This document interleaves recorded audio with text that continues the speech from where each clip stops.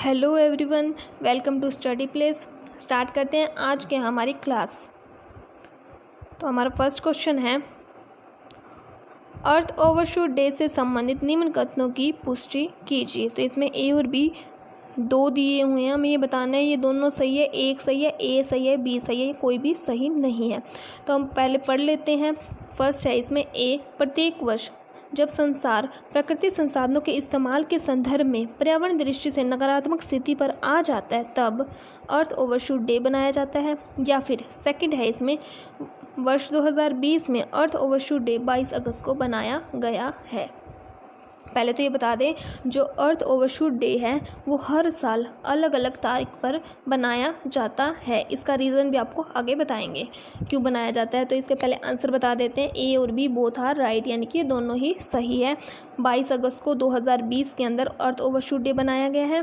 और ये कब क्यों बनाया जाता है, जब जो हमें नेचर से रिसोर्सेज प्राप्त होते हैं, हम उनका ज़्यादा यूटिलाइजेशन कर लेते हैं तो वो नेगेटिव पॉइंट में चले जाते हैं, जिसके कारण अर्थ ओवरशूट डे के रूप में बनाया जाता है। इसीलिए हर साल अलग अलग तारीख पर बनाया जाता है। इसकी कोई फिक्स डेट नहीं है, क्योंकि जो नेचुरल से हमें रिसोर्स मिलते हैं वो किसी साल तो ज़्यादा यूज़ हो जाते हैं और किसी साल कम यूज़ होते हैं, इसलिए हर ईयर अलग अलग डे पर बनाया जाता है। इसके बारे में थोड़ा सा और जान लेते हैं हम। ये देखिए, ए और बी बोथ आर राइट है। इसमें बोल रखा है ये 22 अगस्त को बनाया जाता है। 2020 में 22 अगस्त को बनाया गया था और पिछले साल यानी कि 2019 से ये 24 दिन देरी से आया है। यानी कि जो 2019 में हमने नेचुरल जो रिसोर्स का यूज़ किया था वो 24 दिन लेट आया है, तो ज़्यादा यूज़ किया होगा ओब्वियसली, तभी लेट आया है ये, तो इसलिए 24 दिन देरी से आया है। नेक्स्ट क्वेश्चन है हमारा, हाल ही में चर्चित नुआखाई जुहार संबंधित है। तो इसमें भी ए और बी दो दे रखे हैं, हमें ये बताना है कि कौन सा राइट है। तो इसमें फर्स्ट है, यह एक कृषि उत्सव है जिसे नुआखाई पर्व या फिर नुआखाई भेंट घाट भी कहा जाता है। और नेक्स्ट है इसमें, पश्चिमी उड़ीसा, दक्षिणी छत्तीसगढ़ एवं झारखंड के कुछ क्षेत्रों में बनाया जाने वाला एक ये प्राचीन यानी कि ट्रेडिशनल फेस्टिवल है। तो इसमें both are right, third is right answer, यानी कि ये एक ट्रेडिशनल फेस्टिवल भी है और ये कृषि उत्सव के ऊपर बनाया जाता है। जैसे कि आप इसमें देख सकते हैं नृत्य करते हुए। इसके बारे में थोड़ा सा और जान लेते हैं हम। 23 अगस्त 2020 को जो भारत के प्रधानमंत्री है, वर्तमान प्रधानमंत्री नरेंद्र मोदी, उन्होंने नुआखाई अवसर पर किसानों को शुभकामनाएं प्रदान की है। और ये कृषि उत्सव भी है, जैसे कि आपको पता ही है, हमने पहले बता दिया है। और ये एक ट्रेडिशनल फेस्टिवल भी है। कहाँ कहाँ का है ये? है पश्चिमी उड़ीसा, दक्षिणी छत्तीसगढ़ और झारखंड के क्षेत्रों में यह ट्रेडिशनल फेस्टिवल के रूप में यानी कि प्राचीन त्यौहार के रूप में बनाया जाता है। और ये कब आता है? ये आता है चतुर्थी, जो गणेश उत्सव आता है उसकी चतुर्थी के फर्स्ट डे, पहले दिन बनाया जाता है। इस दिन किसान जो होते हैं वो अन्न की पूजा करते हैं और विशेष त्योहार के विशेष तरह के पकवान जो भोजन है उन्हें तैयार करते हैं। तो नेक्स्ट क्वेश्चन है हमारा आज का, भारत के सबसे लंबे नदी रोपवे का उद्घाटन कहाँ हुआ है? जैसे कि आप ये देख रहे हैं, ये है रोपवे और यहाँ पर पानी दिख रखा है। तो हम ये देख लेते हैं इसका उद्घाटन कहाँ हुआ है। हमारे ऑप्शन है, फर्स्ट है असम में, सेकंड है कर्नाटक, थर्ड है झारखंड और फोर्थ है मध्य प्रदेश। तो इसके आएगा Assam. Assam is right answer. Assam के अंदर भारत के सबसे लंबे जो नदी रोपवे उसका उद्घाटन किया गया है। ये 1.8 किलोमीटर लंबा है। कितना लंबा है ये? 1.8 किलोमीटर लंबा नदी रोपवे है, जो कि ब्रह्मपुत्र नदी और गुवाहाटी के उत्तर गुवाहाटी को आपस में जोड़ता है। किस किस को जोड़ता है? ये उत्तरी गुवाहाटी और ब्रह्मपुत्र नदी पर जो गुवाहाटी है उसको आपस में रिलेटेड करता है। नेक्स्ट है इसके अंदर, जो रोपवे है उसका संचालक गुवाहाटी के कचहरी घाट के उत्तरी गुवाहाटी के डोल गोविंदा नामक एक मंदिर के बीच में किया जाएगा। और ये इसमें जब ये रोपवे स्टार्ट किया गया है, जब नई रोपवे नदी सेवा जो सर्विसेज स्टार्ट होगी तो गुवाहाटी और उत्तरी गुवाहाटी होगा, उसके अंदर जो टाइम है वो भी हमारा कंज्यूम हो जाएगा, यानी कि जो टाइम है वो भी बच जाएगा, कम लगेगा। ये आधुनिक तकनीक यानी कि जो मॉडर्न टेक्निक यूज़ की है उसके कारण ही संभव हो पाया है। नेक्स्ट है इसके अंदर, यह पर्यटक क्षेत्र को मजबूत बनाने में भी उम्मीद करेगा और गुवाहाटी शहर शक्तिशाली ब्रह्मपुत्र, मोर द्वीप और उमानंद मंदिर सहित जैसी जगह पर भी आसानी से पहुंचने में हमारी हेल्प करेगा। और वहाँ के असम के जो वर्तमान राज्यपाल है वे है जगदीश मुखी जी है। तो नेक्स्ट क्वेश्चन है हमारा, एयर एडवेंचर श्रेणी में तेनजिंग नोर्गे राष्ट्रीय साहित्यिक पुरस्कार 2019 किसने जीता है? तो ये जीता है विंग कमांडर गजानंद यादव। किसने जीता है ये? विंग कमांडर गजानंद यादव ने 2019 राष्ट्रीय साहित्य पुरस्कार के विजेता रहे हैं। इनके बारे में थोड़ा सा और जान लेते हैं। ये जो भारतीय वायुसेना है उसने ट्वीट कर एक पोस्ट के माध्यम से विशेष पुरस्कार जीतने के लिए यादव को बधाई दी है। किसने दी है? ये भारतीय वायुसेना ने, वो भी ट्वीट करके यानी कि ट्विटर के माध्यम से एक पोस्ट अपलोड की, जिससे उसने जो ये इनाम मिला है विंग कमांडर गजानंद यादव जी को, उन्हें कांग्रेस किया है। तो नेक्स्ट है इसके अंदर, जो ये भारतीय साहित्यिक पुरस्कारों के साहित्यिक खेलों के लिए भारत और सर्वोच्च राष्ट्रीय पुरस्कार भी माना जाता है। और ये इन पुरस्कारों को अर्जुन पुरस्कार के समक्ष माना जाता है। जब अर्जुन पुरस्कार दिया जाता है उसके समक्ष ये पुरस्कार माना जाता है। सहायक के क्षेत्रों में लोगों की उपलब्धियों को पहचानने के लिए प्रतिवर्ष पुरस्कार प्रदान किए जाते हैं, जिससे कि जो लोग हैं वहाँ पर जो काम करते हैं सेना में, वे मोटिवेट रहे और अपनी ड्यूटी को और अच्छे से करते रहें। इन पुरस्कारों को 4 श्रेणियां हैं, यानी कि 4 स्टेजेस है इसमें। फर्स्ट है वायु, सेकंड है भूमि, थर्ड है जल और फोर्थ है जीवन भर उपलब्धियों के लिए ये दिया जाता है।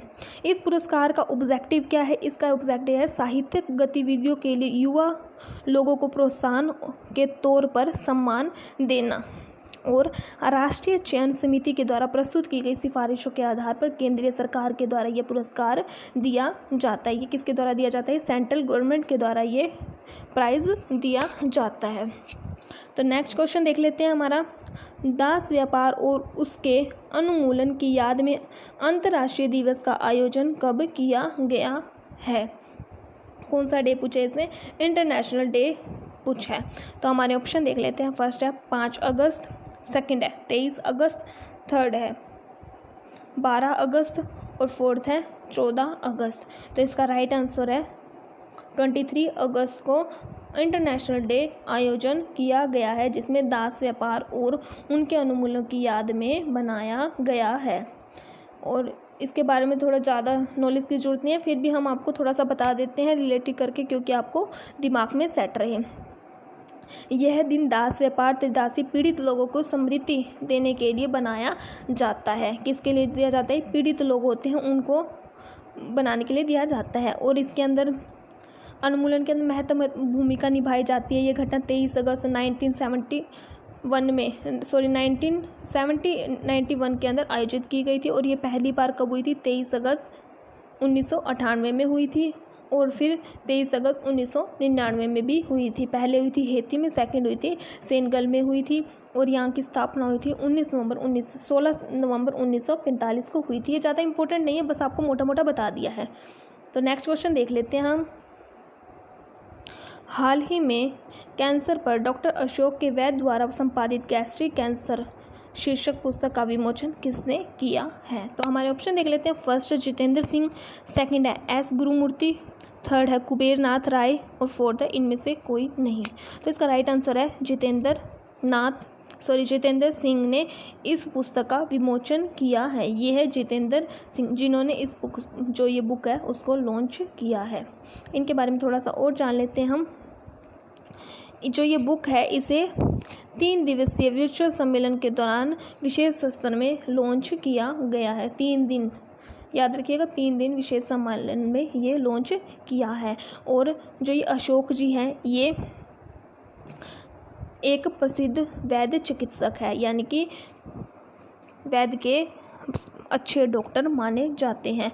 और इन्होंने 2009 में पद्मश्री से भी सम्मानित किया गया है। इन्हें बहुत ही अच्छी उपलब्धि इन्होंने प्राप्त की है। 2009 में पद्मश्री से इन्हें सम्मान दिया गया है। नेक्स्ट क्वेश्चन देख लेते हैं हमारा, दुनिया में सबसे ज़्यादा बार डाउनलोड किया जाने वाला कोविड-19 कॉन्टैक्ट ट्रेसिंग एप्लीकेशन कौन सा है? तो बहुत ही इजी और बहुत ही मोस्ट इम्पोर्टेंट क्वेश्चन है ये आएगा आरोग्य सेतु ऐप जो है वो कोविड-19 के ऊपर बहुत ही ज़्यादा बार डाउनलोड किया गया है दुनिया के अंदर। तो याद रखिएगा कौन सा है, आरोग्य सेतु ऐप जो है वो डाउनलोड किया गया है। तो इसके बारे में और बता देते हैं हम, किसने कब कब कितना इसको डाउनलोड किया है। 15 करोड़ से अधिक यूज़र ने 6.6 मिलियन से अधिक ब्लूटूथ ट्रेस किया है। 15 करोड़ से अधिक है और 6.6 मिलियन जो कि ब्लूटूथ ट्रेस किया गया है। और इसके अंदर दुनिया में सबसे अधिक डाउनलोड किया है इस एप्लीकेशन को डाउनलोड सबसे ज़्यादा कहाँ पर किया गया है? दुनिया में सबसे ज़्यादा भारत के अंदर इसको डाउनलोड किया गया है। और ये स्वास्थ्य की स्थिति के बारे में बताता है, आपको पता ही होगा ये ऐप किस लिए है।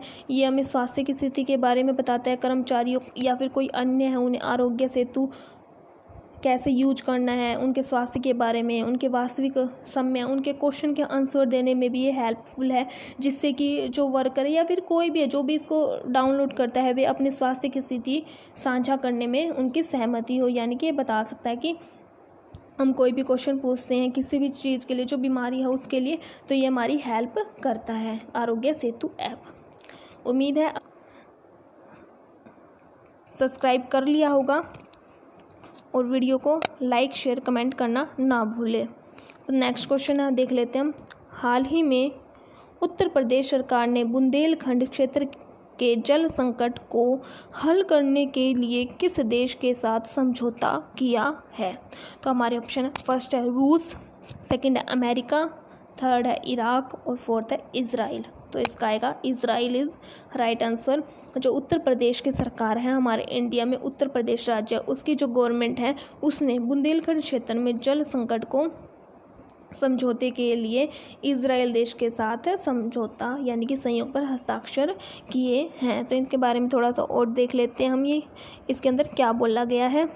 उत्तर प्रदेश सरकार ने बुंदेलखंड क्षेत्र में जल संकट को हाल ही के लिए इज़राइल सरकार के साथ संयोग की योजना पर हस्ताक्षर यानी कि सिग्नेचर कर दिए हैं।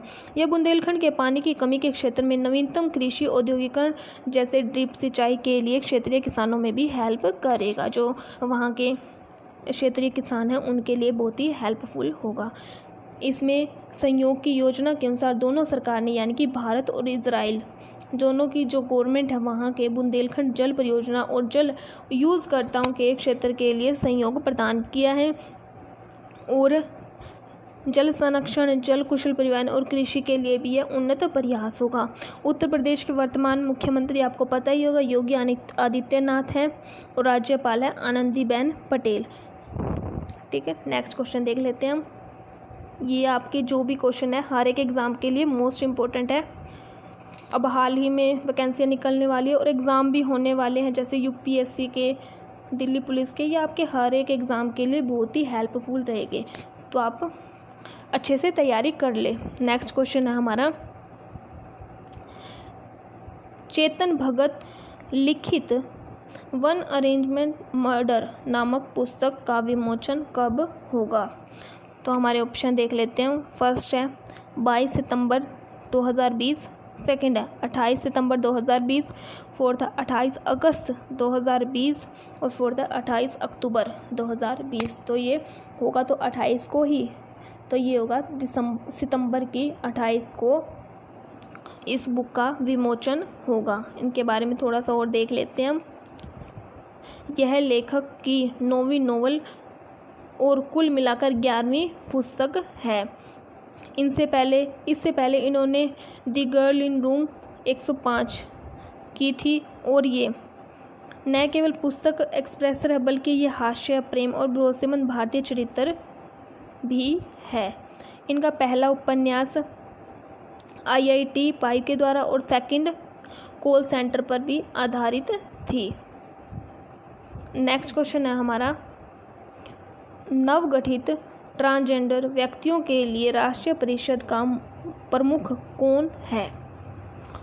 तो हमारे ऑप्शन है फर्स्ट है शिक्षा एवं स्वास्थ्य मंत्री, सेकंड है कृषि और एवं परिवहन मंत्री, थर्ड है समाज कल्याण और कपड़ा उद्योग मंत्री और फोर्थ है सामाजिक न्याय और अधिकारिता मंत्री।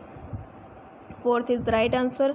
सामाजिक न्याय और अधिकारिता मंत्री के द्वारा जो नवगठित ट्रांसजेंडर उनके लिए राष्ट्रीय परिषद का मुख्य प्रमुख तैयार किया गया है। इनके बारे में थोड़ा सा और देख लेते हैं हम। हाल ही में सामाजिक न्याय और अधिकारिता मंत्रालय के द्वारा एक अधिसूचना के माध्यम से ट्रांसजेंडर व्यक्तियों के लिए राष्ट्रीय परिषद का गठन किया गया है। एनसीटी का गठन अधिनियम 2019 के तहत किया गया है। किसके 2019 के तहत किया गया है। इस अधिनियम के अंदर आर्थिक, सामाजिक और शैक्षणिक सशक्तिकरण के साथ की दिशा के लिए एक मजबूत कार्य प्रणाली के उपलब्ध प्रावधान शामिल किए गए हैं, यानी कि इसमें प्रोविज़न बनाए गए हैं। इसके अंदर सोशल, इकोनॉमिक और एजुकेशन के ऊपर बनाए गए हैं। वर्ष 2014 में राष्ट्रीय विधिक सेवा प्राधिकरण बनाम भारत संघ मामले सर्वोच्च न्यायालय जो हाई कोर्ट है उसने ट्रांसजेंडर लोगों के लिए तीसरे लिंग के रूप में मान्यता प्रदान की गई है। तो आज की हमारी क्लास यहीं तक है। उम्मीद है आपको हमारी क्लास पसंद आई होगी। Thank you.